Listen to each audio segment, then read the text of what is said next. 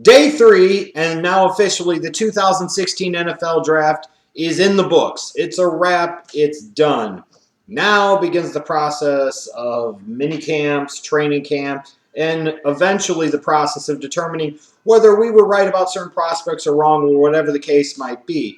So I'm here to give you my official Day 3 recap and analysis for the 2016 NFL Draft. I got a couple other videos still coming up that are draft related. For those of you that want to know, I will come up next and talk about my biggest winners and losers of the 2016 NFL Draft.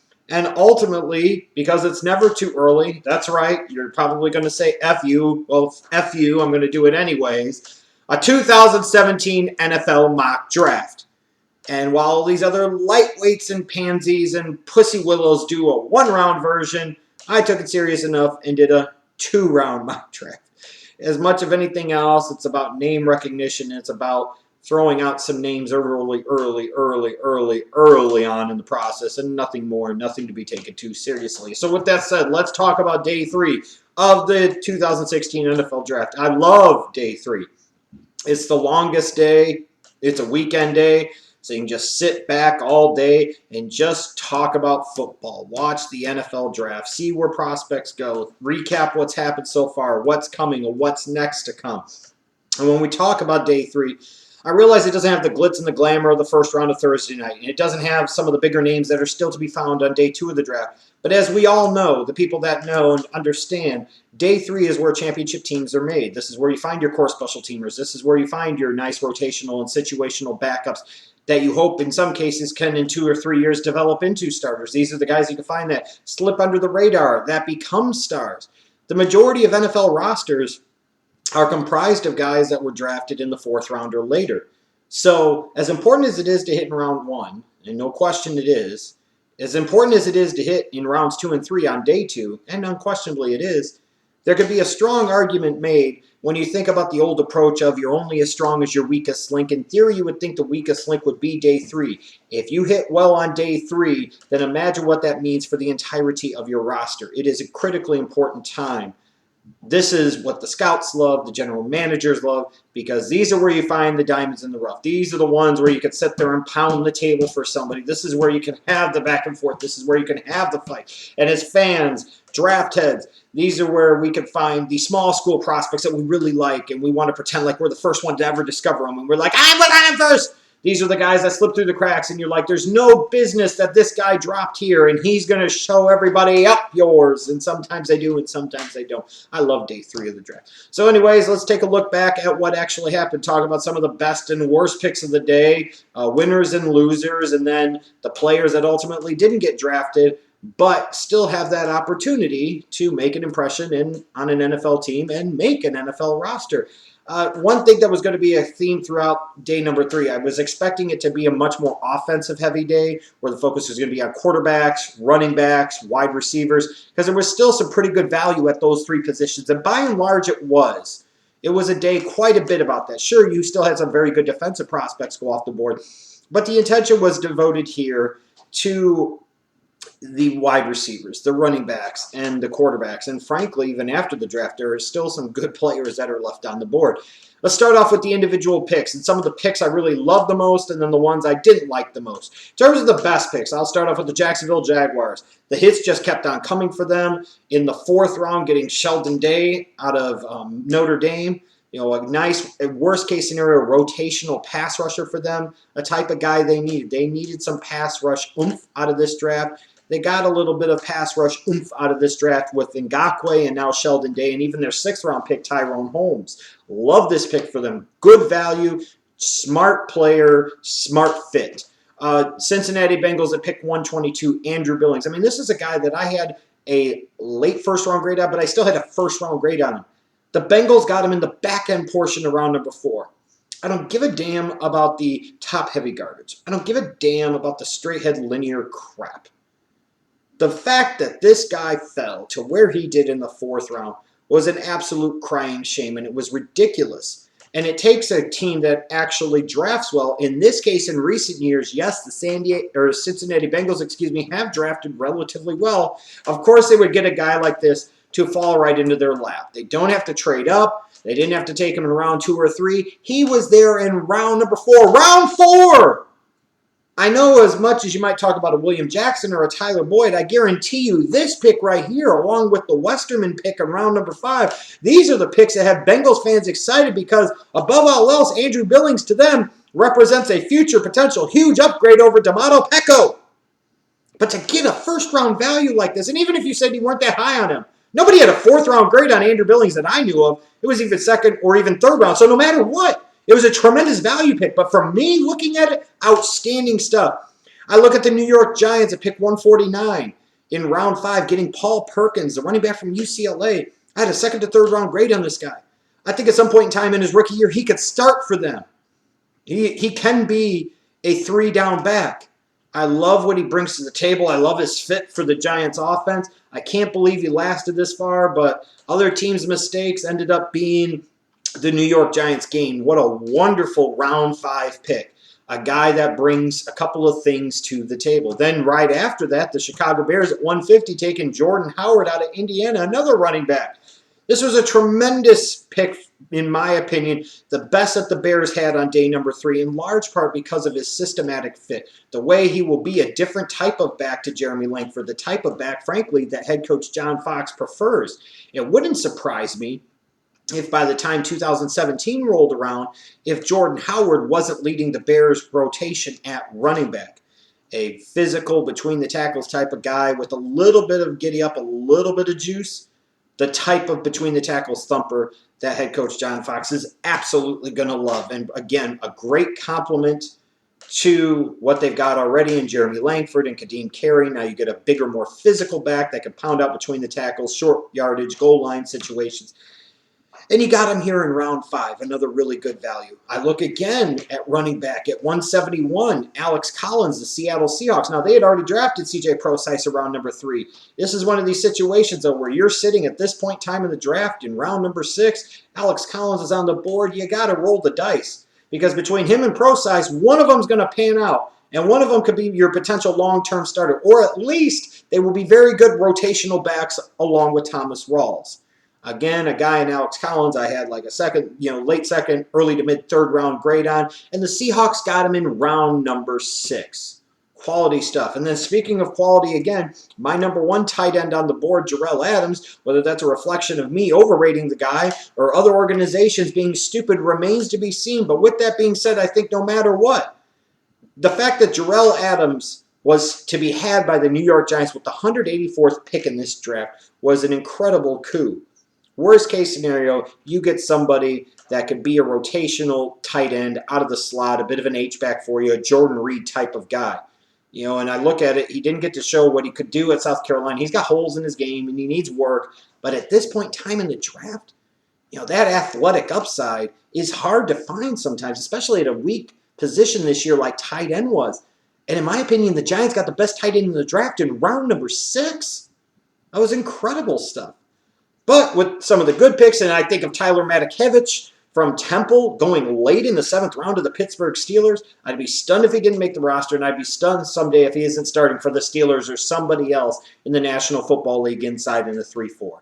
I love that kid, and I thought he was incredibly underrated in this process, and I thought the Steelers got an absolute steal in round number 7. In terms of some of the worst picks, and when it comes to day 3, I try not to crucify the picks as much because let's face it, while they do comprise the majority of NFL rosters, at the same point in time, they are the largest share of bust, if you will, or guys that don't pan out. So I try to look at this from an approach standpoint, a philosophy standpoint when I look at this. But Connor Cook to Oakland at number 100. I didn't think it was necessary to trade up for Connor Cook. I don't know why in particular, why the Oakland Raiders thought it was necessary to trade up for him.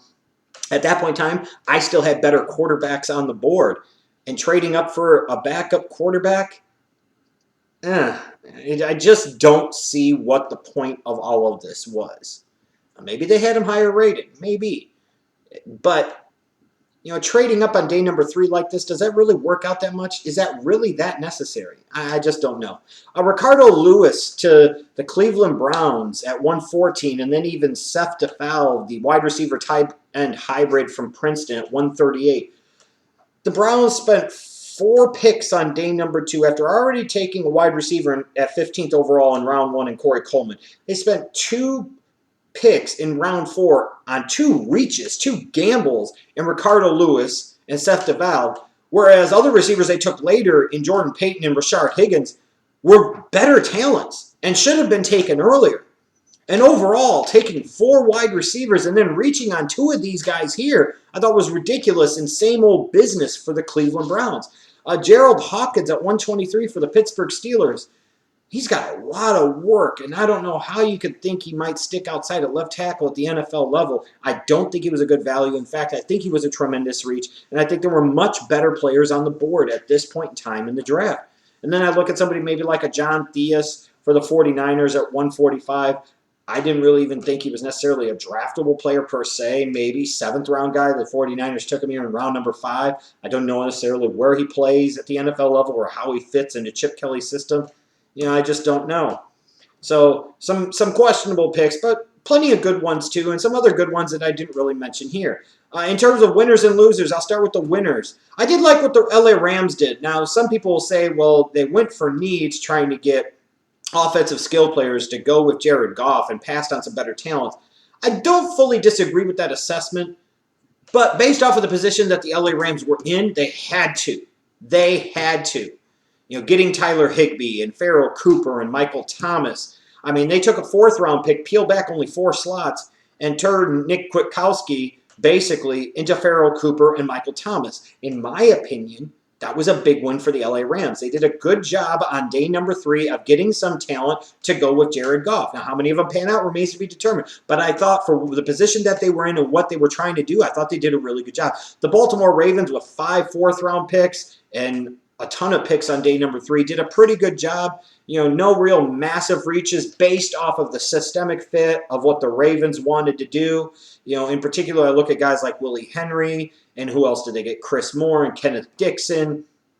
And didn't they get Tavon Young as well? I mean, I could be mistaken here. But they really got some good value, I thought, on day number 3. Maurice Canady late.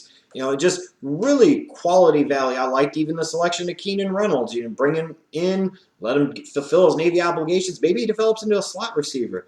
I think the Ravens understood, Ozzie Newsome understood, that this is a team that needed a lot of youth on both sides of the ball, and they needed a lot of picks to begin that process of kind of rebuilding on the fly. And they did a good job here on day number 3, in my opinion. As did the Buffalo Bills. No massive reaches, 4 solid players. 4 players that would seem to fit what they would like. Cardale Jones, Jonathan Williams, Colby Listenby, Kayvon Seymour. No massive reaches there. 4 guys to me that actually could contribute. 4 guys that could actually make the roster. A solid day for the Buffalo Bills in what was a relatively solid draft in general. The Chicago Bears, while it wasn't perfect to me, like in particular, I don't know if it was necessary to trade up in round 4 to get a Nick Kwiatkowski, especially when I personally had better players and better linebackers on the board. I see the fit. I understand what they valued out of him. But I did like the overall approach of getting these day 3 picks and trying to address certain areas. I would have loved to have seen them address the offensive side of the ball a little bit more. But when they did, with 5th-round pick Jordan Howard and 7th-round pick Daniel Braverman, I thought they did a really good job. Braverman could end up being a contributor out of the slot for them, a la Julian Edelman type of guy. Jordan Howard could eventually lead their running back rotation in the years to come. I like those 2 offensive picks that they did make. And I did like the emphasis on the secondary in day number 3. Deon Bush, you look at his pick, then you look at DeAndre Hall from Northern Iowa, you look at William Houston Carson from William & Mary. 3 defensive backs that if one of them pan out, you feel good about it. If 2 of them pan out, you feel really good about it. And if all 3 of them pan out and become contributors, you got some playmakers back there in the secondary. Some guys at college that did make plays. They forced fumbles. They tipped passes. They intercepted the ball. There was something desperately lacking out of the Bears' offense or defense, and they got that. And I also like what the New York Giants did in day number 3, frankly, as well. You're talking about a team, when you sit there and talk about the fact that they got B.J. Goodson in round number 4, I thought that was a really good pick for them. A guy that I'd be surprised if he didn't start for them at linebacker this year at some point in time. Paul Perkins, I think, could start for them at some point in time. Jarrell Adams down the road is going to be a contributor, if not a starter for them at tight end. Really, really good day 3 for all of those teams, in my opinion. As well as like the Cincinnati Bengals getting Andrew Billings in round 4 and Westerman in round number 5. Really good value on both of those picks. In terms of some of the day 3 losers, I just didn't really like what the New England Patriots did. And I know it's one of these things where based off of reputation, you get certain leeway that other teams don't. But, this is a team that has more holes than the media maybe wants to lead you to believe, that the organization wants to lead you on to believe. They have issues on both sides of the ball. And, I didn't like what they did on day 3. I mean, maybe one of the two of the guys pans out. Maybe like Devin Lucien ends up being a 7th round steal. But in general, I just didn't like their approach. I didn't like the Raiders' approach on day number 3. I thought as the draft went along, they started to fall off just a little bit. Like, it peaked to me with Carl Joseph. I love that pick for them. And then it just kind of went downhill slowly but surely, and I don't think they ever recovered. Carolina only ended up with 2 picks on day number 3. Frankly, I thought they could have done better. It's one of these things that they had a philosophy in mind. I like the Sanchez pick in round number 5, but trading up like they did, giving up those picks to go up into round 3 to get a guy.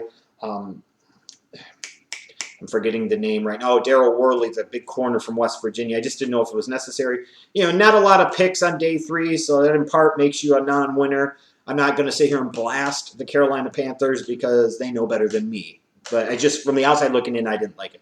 Really didn't like what the Tennessee Titans did. I wasn't that impressed with their day number 3. They didn't have a 4th round pick. I did like Tyjae Sharp from UMass in round 5, the wide receiver. But other than that, I didn't like some of the talent that they took on day 3. In particular, I didn't like the fact that they didn't take any of those picks and peel them off to get more draft pick currency in the 2017 draft, which I believe will be a lot stronger, and I think other people do too. I thought it was a mistake by the Titans. They kind of went with this approach in a lot of ways that they were going to take a lot of players. And don't get me wrong, they needed a lot of players, but I thought they could have done a better job of understanding and playing the draft game here than they actually did. And then the Cleveland Browns. You take 4 wide receiver type guys in day number 3. Several players that you took over, all were reaches. You did not address the running back position once, where you had some really good value on the board in day number 3. You had the Paul Perkinses, the Jordan Howards, the Alex Collins, the so on and so forth, and you didn't take a damn single running back. Didn't take any of those picks you had, all those 4th rounders and so on, and turn them into anything extra for 2017, where you're already in a powerful position. It would seem like you could have made yourself even stronger for that draft. Just really didn't like the approach, the philosophy, the execution here for the Cleveland Browns in this draft. Now, in terms of the best available players, the number 1 best available player on my board once the draft was over was Victor Ochi, the edge rusher from Stony Brook. I don't know what happened.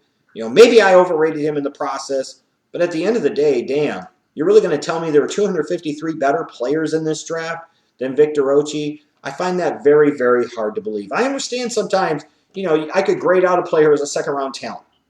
And then based off of teams and their schemes and their systems and who's available at the time that they pick, that guys like Victor Ochi can drop, and be 2nd-round type talents, but they go in round 4, round 5, round 6. But for this guy to not get drafted at all, I thought was ludicrous, asinine.